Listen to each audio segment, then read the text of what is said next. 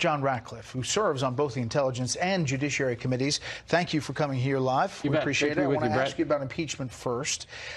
Is it a foregone conclusion that the House will vote to impeach President Trump? Yes, it appears that the Democrats have burned the lifeboats behind them. They've made this decision. They've got nowhere to go. I think they have to answer to their base, and I think it's a terrible decision for the American people. You can see what it's not based on.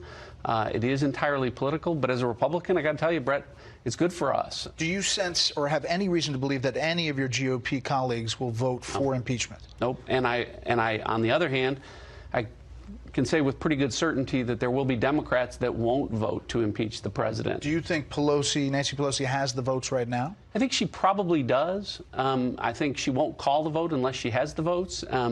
They're going at breakneck speed. They're losing support, and before they lose enough to get it across the finish line, that's why they want to have this vote as early as next week, after only being in the Judiciary Committee, the Committee of Jurisdiction, for less than a week. What happens if your side does not get a minority day hearing, which it doesn't look like it's happening? We won't. I think it'll just demonstrate to the American people how perverted this process has been, how they won't follow any of the precedents or standards, particularly as it relates to fairness during the process. You mentioned today an interview with the Inspector General of the Intelligence Committee. It was a little, we're trying to follow it here on set.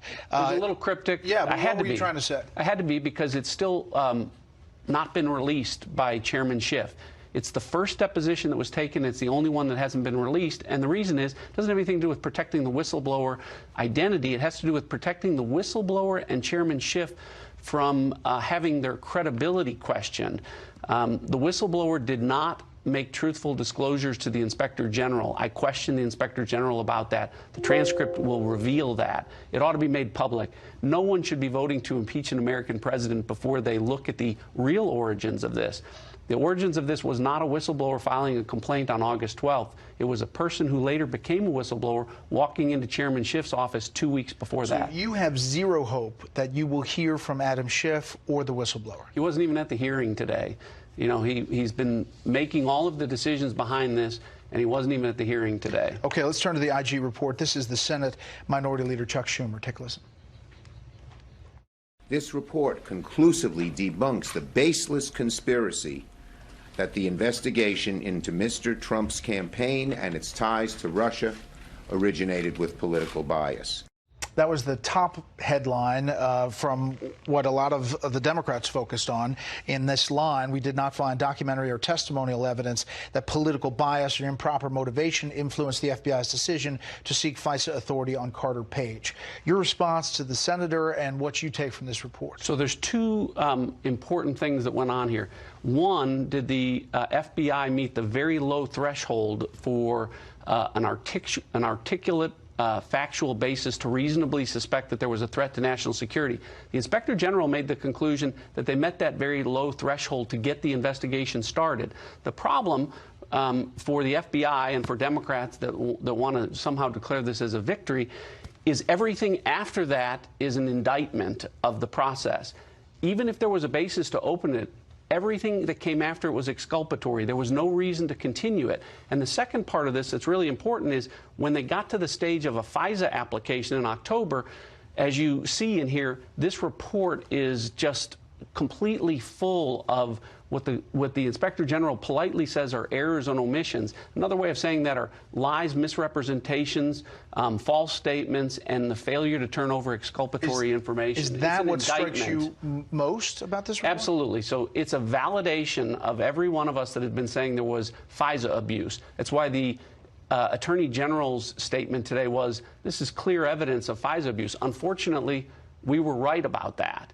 And that's a real problem for the FBI. But this doesn't back up the president's "it's a coup to take him down" in this report. Actually, I don't know that you can say that, Brett. Or at least the IG says that. Well, the IG's role is to find facts, not to necessarily make conclusions. And I actually agree with most of the facts that the IG finds. And the facts in here say that the FBI's senior leadership kept an investigation going where they knew they had no evidence, that was based on a dossier that was entirely unreliable, and they knew it, and they did that to continue an investigation into a candidate that then became president of the United States, and they didn't have a basis to do that. And that's in this report. What about the criticism of the Attorney General that he comes out with this statement today, clearly differing on several points with the IG, and a short time later, the U.S. Attorney, John Durham, puts out a statement that he says does not jive with what the Inspector General finds. I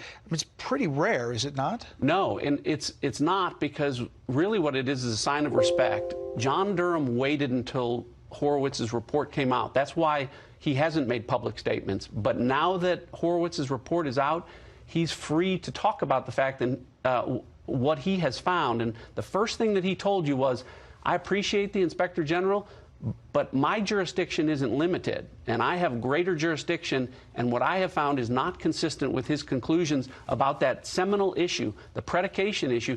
The Attorney General's special prosecutor in this case, John Durham, is saying, I have a problem with the predication here. I disagree with the Attorney General. There was not probable cause to open this investigation. So, you know, I think critics would say, if he's a prosecutor, does he make his case, bring it to a grand jury, make a charge before making a statement?